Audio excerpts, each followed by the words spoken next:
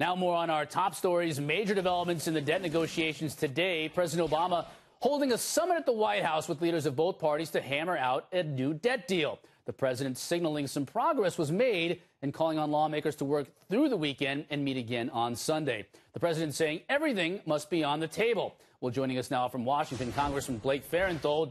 Thanks for joining us, Congressman. Everything on the table has to mean tax hikes are also on the table. But will Republicans in the House back any tax hike?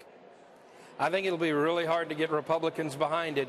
We campaigned on lower taxes and less government. We've got to answer to the folks back home.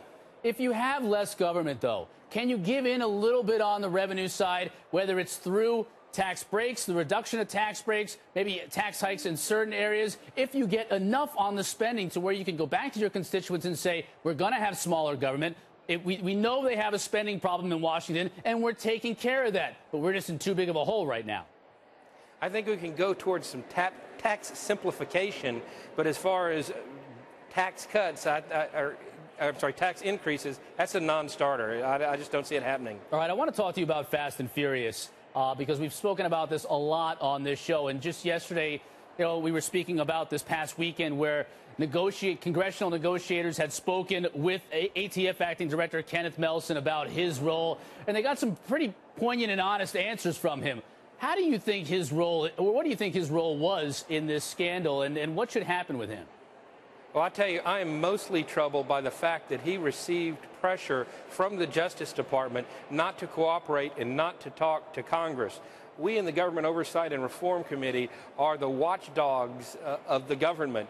And if the government agencies aren't cooperating with us, we can't do our jobs. I'm more concerned that this moves up the ladder and into the Justice Department. And if Eric Holder knew about this Operation Fast and Furious, or if he encouraged ATF officials to avoid speaking to Congress, he needs to quit. Well, we were talking before about how high this might go. And so, Congressman Farenthold, you're thinking that forget about calling on Kenneth Melson to resign.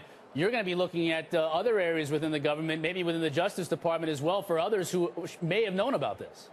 We are doing in our investigation what they should have done in Operation Fast and Furious. We've worked our way from the bottom, from the agents in the field, up to the head of the ATF, and now we're moving into the Justice Department. We are pursuing this investigation the right way. We're moving up the ladder. Do you believe that it goes higher up the ladder?